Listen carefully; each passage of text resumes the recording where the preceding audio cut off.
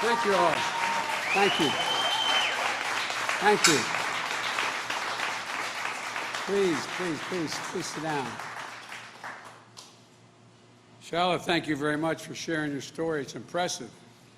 Dr. Johnson, everyone at Cuyahoga Community College, thank you for being here and having me here. And by the way, all the elected officials, you know what we call this in my business? We call this a busman's holiday. To have to come and ride a bus again with another guy. You're awful nice to be here. The only thing worse for an elected official when the president shows up is to say, the worst sentence in English language is, I'm at the airport. So thank you all so much. You got some really great friends here. Start with Marcy. And anyway, Mr. Mayor, thank you. Dr. Johnson, thank you very much and for letting me borrow, by the way, Marcia Fudge to serve as Secretary of Housing and Urban Development.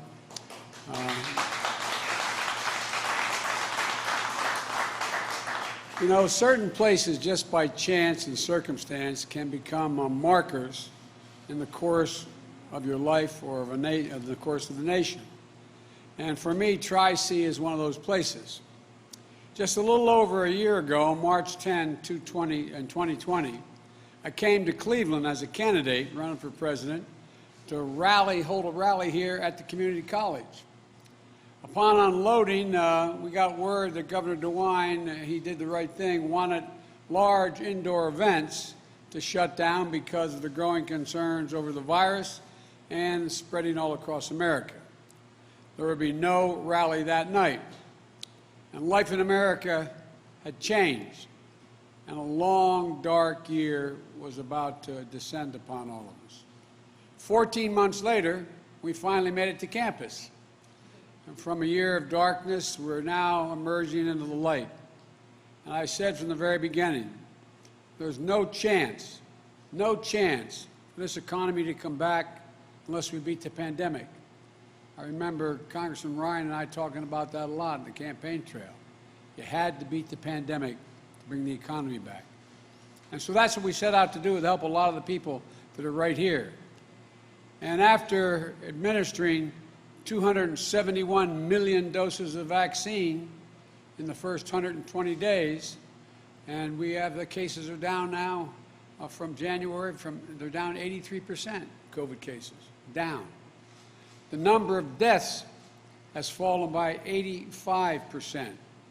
Schools are reopening, businesses are opening, restaurants are reopening, and I hear that as last night's vaccine lottery, Ohio has a new millionaire.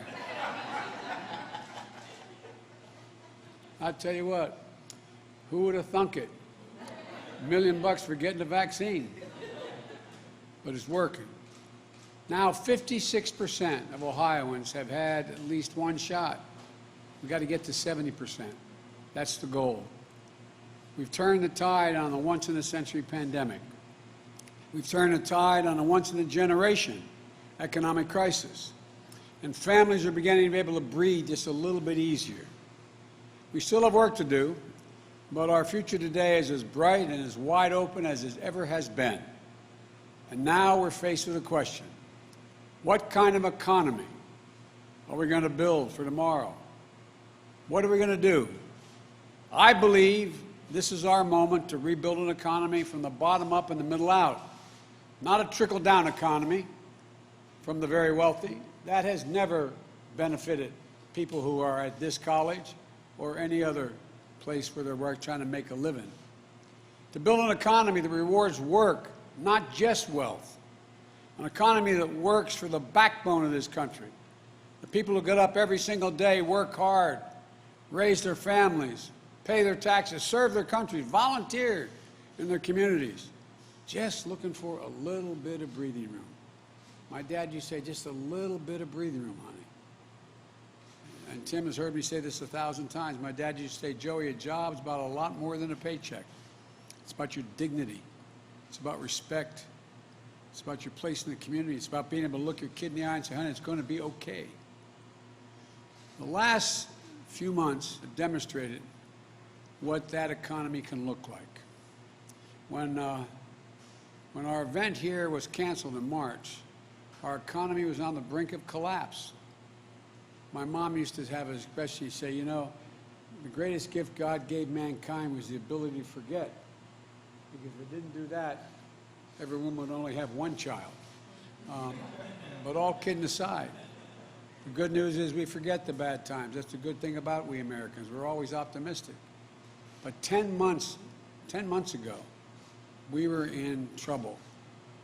When I was sworn in, there were 10 million fewer jobs in America, and a lot here in Ohio. But in my first 3 months in office, the economy has added back 500,000 jobs per month. In fact, we've created, with the help again of the members of Congress that are here today, 1.5 million jobs, more jobs than have ever been created in the first 3 months of any presidency in the history of the United States. Before I took office, the average initial claims for unemployment insurance were over 830,000. This morning we learned that number has fallen below 460,000. Cutting in half, and we're at the lowest level we've seen since March 2020, when the pandemic first struck. Before I took office, almost 24 million Americans were going hungry. Marcy's heard me say this before. Did you ever think you'd see people lined up for miles and miles and miles going into a stadium to get someone to put a box of food in their trunk? People never, ever, ever, ever, ever, ever, ever thought they need that kind of help. Well, that number of hungry Americans, food-starved Americans, has dropped by 30%. Still too many, but there's clear progress. Before I took office, independent experts were projecting that our economy would grow at 3 to 4% in the year 2021. But they're now projecting that growth will be 6% or higher in 2021. The fastest growth in this country in 40 years. To sum it up, COVID cases are down, COVID deaths are down, unemployment filings are down, hunger is down, vaccinations are up, jobs are up, growth is up, people gaining health coverage is up, small business confidence is up. Put it simply, America's coming back, America's on the move.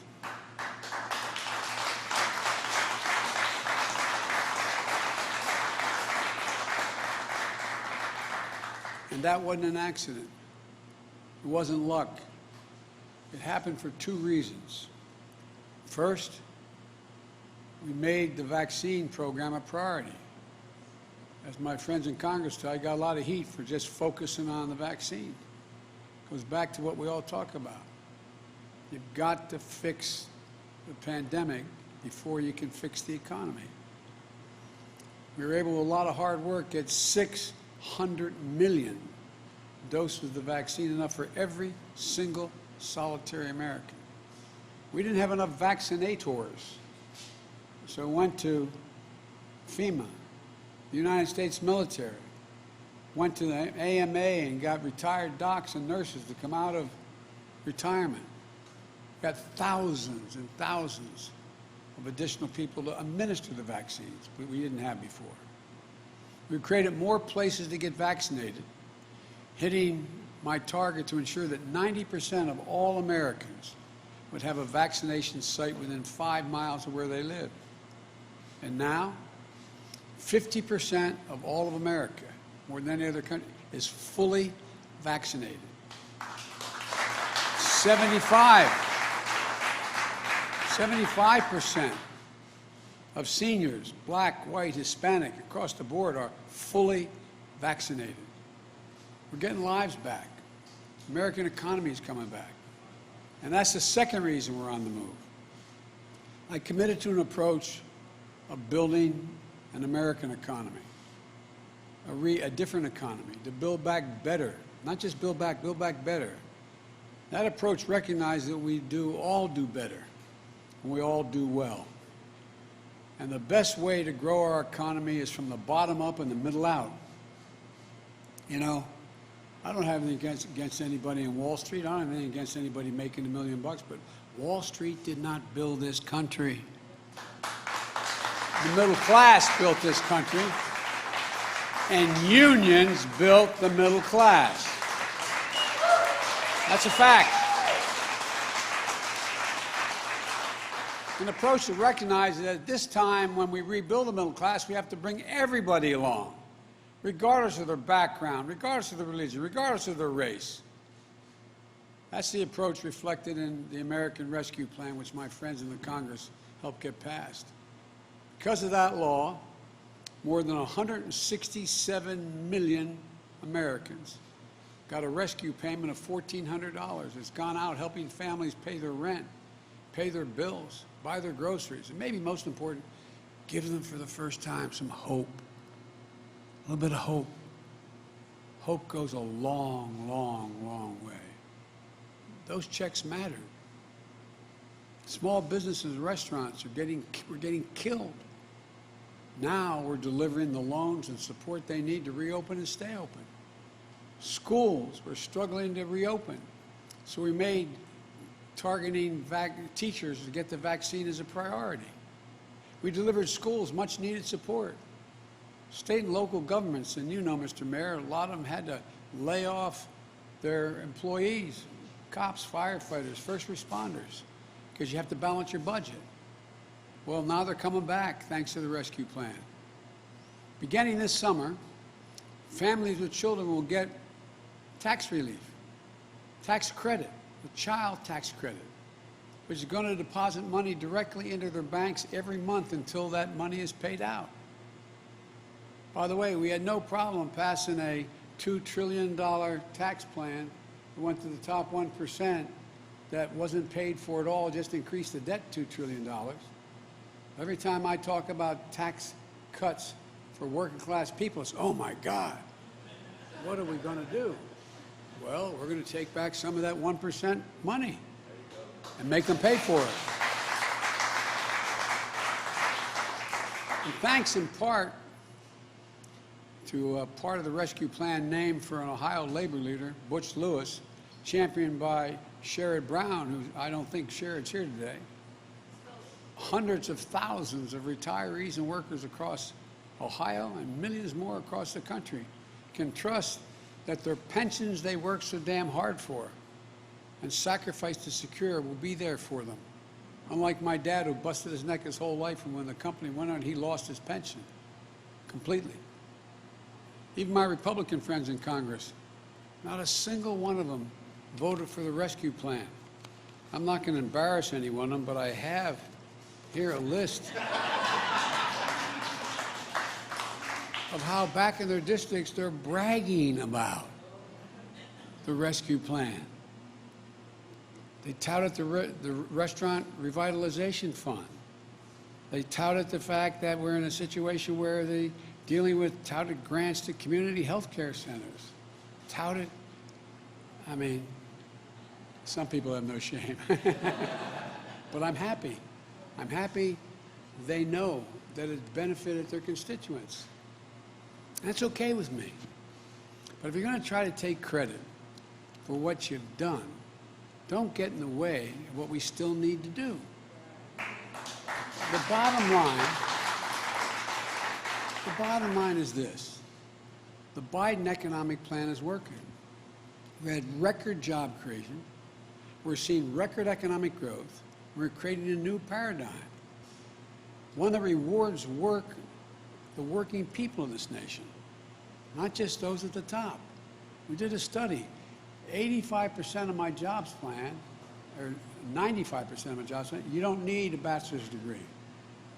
75%, you don't even need a degree that's a community college degree. It helps. But guess what? The bottom line is that people are going to be going back to work. There's a new bargain. Everyone is going to be in on the deal this time. Now as our economy recovers, there's going to be some bumps in the road. We know that. Of course there will be. You can't reboot a global economy like flipping on a light switch. There's going to be ups and downs in jobs and economic reports. There's going to be supply chain issues. price distortions on the way back to a stable and steady growth. In the coming weeks, my administration will take steps to combat these supply pressures, starting with the construction materials and transportation bottlenecks and building off the work we're doing on computer chips. We're also announcing new initiatives to combat anti-competitive practices that hurt small businesses and families. Fixing those problems can help build a more dynamic, innovative economy, and we're going to have a lot more to say about that in the days ahead. But this is already clear. We're on the right track. The American Rescue Plan laid a strong foundation for a new economy that brings everybody along. But it's just a first step. We're going to build on the incentive and incredible progress that we've made and set America on a sustainable path to faster, more inclusive economic growth. We have to start investing in ourselves again, in the American people again. Consider this. 3 decades ago, the United States was number 1, and some would argue number 2 in the world for R&D spending, research and development, as a share of our economy. You know where we are now in the international competition? We're number 9. 9. Meanwhile, China was number 8, and their overall spending in research and development 3 decades ago they're now number 2. Number 2. This past year, Japan, Canada, Italy, France, and the EU have announced significant infrastructure spending. China has announced that they're increasing their research and development spending dramatically. Japan is making huge investments in reducing carbon emissions and building out the digital capacity they have. The European Union as well. We're in a race to see who wins the 21st century. Now, if I could hold just for a second here, one of the things I've found, I'm supposedly, they'd always announced me in the past as an expert in foreign policy. Well, let me tell you something. Economic policy is harder than foreign policy. You know what the basis of foreign policy is in our stature in the world? One thing, our economic prowess. Our economic prowess. We must be number 1 in the world to lead the world in the 21st century. It's a simple proposition. And the starting gun has already gone off. We can't afford to fall any further behind.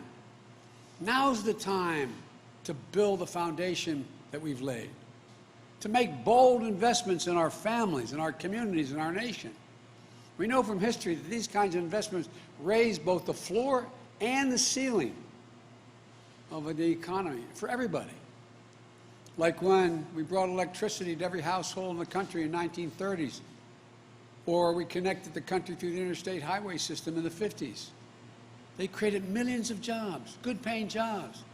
They set the economy up to grow more quickly and share prosperity more broadly for decades to come. Those electrical poles and wires still help power rural communities 80 years after they were built, and it's time now to rebuild them. 1/4 of all the miles of Americans travel on roads are in the interstate highway system, built 60 years ago. 60 years after we built it. These are generational investments. Private sector does not make these kind of investments. We've neglected that kind of public investment for much too long. The pandemic exposed just how badly we need to invest in the foundation of this country and the working people of this country. That's why I proposed the American Jobs Plan and the Americans Family Plan, the generational investments we need today to succeed for tomorrow. You know, as my wife Jill, who's been a teacher for a long time, she used to be about 10 years younger than me. Now she's 30 years younger than me. And she is in every way, God love her. She's the only first lady ever to work full-time. Full-time. She teaches 15 credits at the community college. 15 credits. She's a remarkable person. And she's out in Missouri right now and in Kansas doing other things, nothing to do with her job as a teacher. But my point is this. Jill has a constant refrain. Joey, any nation that out-educates us is going to out-compete us. It's a simple proposition. You know, think about this. One of the reasons that caused us to move ahead so significantly as a world leader, an economic leader in the world, was in the late 1800s, early 1900s, we're the first nation in the world to say, we're going to have 12 years of free, without any limitation, free education. 12 years. Now imagine if, and the rest of the world's caught up with us, and they've now passed us in many cases. Imagine if we were sitting today and say, we're going to set up an education system. Does anybody think 12 years of education is enough for us to compete in the world in the second quarter of the 21st century? I'm not joking. Just consciously think about that. Is it enough? It's not. And so I'm proposing 4 additional years of education. 2 years of high-quality pre-K for 3 and 4 years old, not in daycare, in school. The studies show that if you do that, those children have an opportunity, a 56% better chance of going through all 12 years of school and beyond without getting in any trouble, no matter what the background or the family they come from, no matter what. On the front end, those 2 years are important. And then 2 years of free community college. Free community college. To better prepare our people to get these good paying jobs of the future, jobs I saw students training for throughout the Manufacturing Technology Center. You know, we need to invest in transportation infrastructure. Drive anywhere, and you can see why we're rated 13th in the world in infrastructure. The United States of America is viewed to have the 13th best infrastructure in the world. Come on. This is the United States of America, for God's sake. We need to invest in universal, high-speed internet, more seamlessly connect our businesses and their customers, expand the possibilities of job opportunities in every hometown in America, no matter how big or small. And by the way, if you'll hold for a second, think about this. How many of you, men and women, have children who were doing remote learning? Think of all the children throughout the country in inner cities and in rural areas that had no internet connection. It's estimated that some of those kids are going to be pushed, although it's only been 1 year, 3 years behind in their education. Look, investment in high-growth industries like clean energy and electric vehicles. It's not just we want to deal with the environment. We want to lead the world in exports of these new technologies instead of ceding the global market and job creation to the Chinese. They're building 20 times as many electric vehicles as we're doing now. And the technology that goes with that. What are we doing? It's millions of jobs in China instead of here.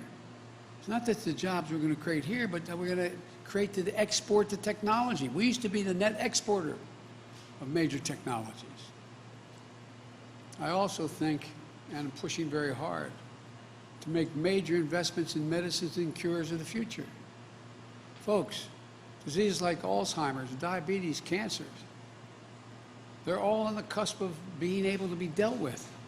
You know, if we don't do something about Alzheimer's in America, every single solitary hospital bed that exists in America, as the nurses can tell you, every single one will be occupied in the next 15 years with an Alzheimer's patient. Every one. Costing us in excess of $1 trillion. So what are we doing? I came up with an idea, and I think it's going to get done. And that is that, you know, there's a thing called DARPA, which is the Defense Applied Application Research. It's an outfit that came up with the internet in the Defense Department, came up with geospacing and a whole range of things that are related to our security. I want to do the same thing at the NIH to focus on those diseases. It's estimated if we spend $5 billion a year on that research and development, focusing with insurance companies don't have the money to focus on, we can make significant breakthroughs. We're already doing that. Already doing that. If we invest, we can create millions of jobs. Rebuilding the foundation of a strong, fair, resilient, competitive economy and save hundreds of thousands of lives. 100% of our investment is going to be guided by one principle: make it in America. Make it in America. I'm going to hold that for just a second. There is a law that was passed in the 30s, doesn't violate any trade principle, saying that whatever money, whatever program the taxpayers are paying for, you can spend it all on American contractors. No one's ever done it, though. I promise you, I signed an executive order. If, in fact, we're building the new deck of an aircraft carrier, well, guess what? I get as president to let contracts over $600 billion a year. I promise you, there'll be no contract let to a foreign company or any of the product down the line. Right now what can happen is you can hire an American company and they can sublet to, and their downstream product can all be foreign. All you got to do is get that particular agency to say, you got an exception, we can't find that job here in America. Well, guess what? They're going to find the job here in America. I promise you, or they're not going to get the contracts. These jobs will be good jobs, American jobs that deliver good wages and dignity. And look, this is about choice. We can keep giving every break in the world to corporations and CEOs. Or we can raise the corporate tax rate back to 28%. It was, by the way, 36%. It came down to 28%, which is still lower than it was at any point between World War I and 2017. And they're making trillions of dollars. Let me tell you this to the press again. In the 10-year period between 14 and 24, excuse me, between 10 and 20, 2010, 2020, they made over $1 trillion. I think that's good. You know what they did with $1 trillion? They went out and they bought back 56% of their stock. Because the more they buy back, the more valuable the stock, and that's how CEOs get paid. CEOs used to get paid 35, 36 times to the average employee, and they should get paid. Now it's over 370 times more than the average employee. As my mother would say, who died and left them, boss? No, I'm serious about it. Now, so you got over 50% going to stock buybacks. And the other percent, I think it's 42%. Let me see, 56, it's 40, no, it's 38% goes to dividends, which is reasonable. But here's the point. After all is said and done, that leaves 8% of that $1 trillion for research and development, salaries, new product, new enterprises, new initiatives. 8%. I come from the corporate capital of the world. Literally, more corporations are incorporated in the state of Delaware than any place in America. Combined, all the rest of the corporate registrations combined don't equal what's in my state. It used to be corporations felt they had responsibilities beyond their taxpayer, beyond their shareholders, and beyond their executives. But what is it now? Average CEO becomes a CEO for 6 to 7 years. And by the way, capitalism has incentives. One of the worst votes ever made was during the Clinton administration. Say a corporation could not deduct from their taxes more than $1 million it paid for any CEO. So guess what they start doing? 80-some% of CEOs now get paid in stock options. Why do you think they buy back the stock? To raise the price of the stock. They're not bad guys. It's just the incentives. So if we just raise the corporate tax to 28%, which is still lower than where it was, I said, between World War I and 2017, that generates $90 billion additional dollars into the Treasury per year. That could put hundreds of thousands of people to work to modernize our roads, our bridges, our ports, our airports, and pay for it. Pay for it. Put people to work to make sure every American has access to high-speed internet so businesses can compete in the 21st century. Kids in every community can get ahead. Another choice. We can ask the top 1% of the taxpayers in America to pay the same tax rate they paid when George W. Bush was president. You know how much that would generate? That'd generate $13 billion per year, allowing every student in America to go to community college for free. When I was in the last administration that I was part of, Obama-Biden, the President asked me to find out what the major corporate entities thought was the most important thing they needed. We interviewed over 340, I think it's 348 CEOs. You know what they said? Every one of them. A better educated workforce. But they're not spending money to educate the workforce. So imagine what we do. Corporate America benefits with a better educated population. Do you want to give the wealthiest people in America another tax cut? By the way, I don't begrudge them the money they made. Just start paying your fair share, just a little bit. Consequence would help every high school graduate earn an education like students here at Tri-C, one that puts people on a path to good paying jobs and industries of the future. Look, I know you know what's best for America. And by the way, better educated public helps everybody.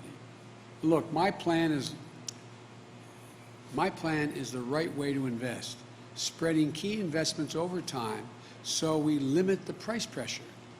This is the right time to invest when we have historically low interest rates. Investing now with a plan to pay for it, that is a fiscally responsible thing to do. Of course, there are critics out there who want to stand still. By the way, some of those critics are the same people who said that money was no object when it came, as I said, to that $2 trillion tax cut that went to the wealthiest 1% of America, who hold 30% of all the wealth in the country. But when we need to fix a road or a water system, or help millions of people return to the workforce by helping them afford child care or elder care, or help afford the ability to attend Tri-C, they think that's a bridge too far. Investing in America, again, is going to create growth, more jobs, but there's something else we have to do to ensure that high-quality jobs exist. We must restore the connection between the success of our economy and the people who produce that success, hard-working Americans. The connection has been severed. You all remember, it used to be the case in this country, when you were part of generating success of a company, you got to share in the benefits. That's long since gone, not a joke. And by the way, I'm a capitalist. But here's the deal. From 1948 after the war to 1977, I think it was 1977, 79, productivity in America grew by 100%. We made more things. Productivity grew. You know what the workers' pay grew? By 100%. Since 1979, all that changed. Productivity has grown 4 times faster than pay has grown. The basic bargain in this country has been broken. If you work hard and contribute to the success of enterprise, you get to share in success. That's not the case anymore. So you can carve out your place in the middle class. That's how it happens. That's how it works in healthy capitalist economies. But along the way, we started seeing the stock market and corporate profits and executive pay as the sole measure of our economic success. Let me tell you something. My sole measure of economic success is how working families are doing, whether they have jobs that deliver dignity. That means we have to focus on wages like we used to. When it comes to the economy we're building, rising wages aren't a bug, they're a feature. We want to get something economists call full employment. Instead of workers competing with each other for jobs that are scarce, we want employers to compete with each other to attract work. We want the companies to compete to attract workers. That kind of competition in the market doesn't just give workers more ability to earn a higher wage, it gives them the power to demand and be treated with dignity and respect in the workplace. And it helps ensure that in America, when you walk into work, you don't have to check your right to be treated with respect at the door. Full employment also means more options and opportunities for workers, including Black, Hispanic workers, Asian American workers, women, who've been left behind. in previous economic recoveries, when the labor market never tightened up enough. Look, this isn't just good for individual workers. It also makes our economy a whole lot stronger. When American workers have more money to spend, American businesses benefit. We all benefit. Higher wages and more options for workers are a good thing. A lot of companies have done extremely well in this crisis, and good for them. Good for them. The simple fact is, though, corporate profits are the highest they've been in decades, and workers' pay is at the lowest it's been in 70 years. We have more than ample room to raise workers' pays without raising customer prices. Soaring corporate profits and stagnant wages aren't the American dream, and they aren't the American deal. Look, I'm not looking to punish anyone or to say business shouldn't be able to make a significant profit. I understand the risks and challenges business owners face, and they should be rewarded for their success and the risks they take. I just think after decades of workers getting a raw deal, it's time they be given a fair shake.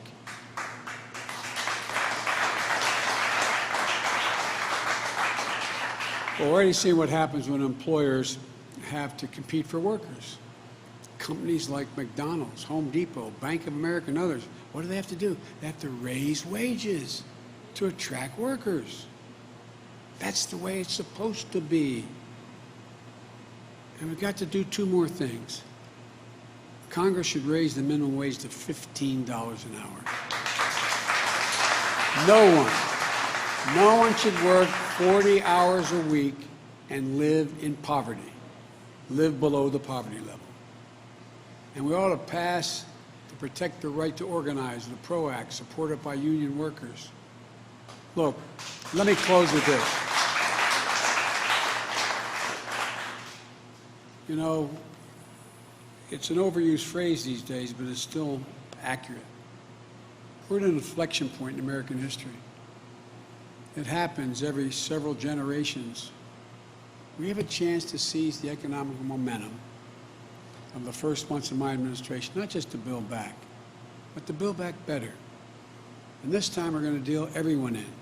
Everyone who's been left out, and breathe new life into the middle class and new hope into those struggling to break into the middle class.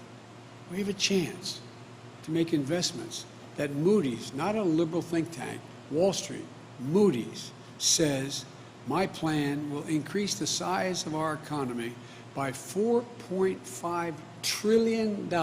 Moody's, $4.5 trillion over the next decade, and create well over 16 million new good-paying jobs. If we make these investments now, in 50 years, people are going to look back, and not even that long. Your children or grandchildren will look back and say, this was the moment when America won the future. Won the future. Folks, I've said it 1,000 times and mean it from the bottom of my heart. There's not a single thing America can't do when we do it together. Never. We're the only country in the world that is, when we set our mind to something, that never, ever, ever failed. This is an opportunity for the wealthy to stay wealthy, the poor to have a shot in the middle class, and the middle class able to breathe more easily. That's what this is about. But this time, bring everybody along. Everybody. Thank you. God bless you, and may God protect our troops. Thank you.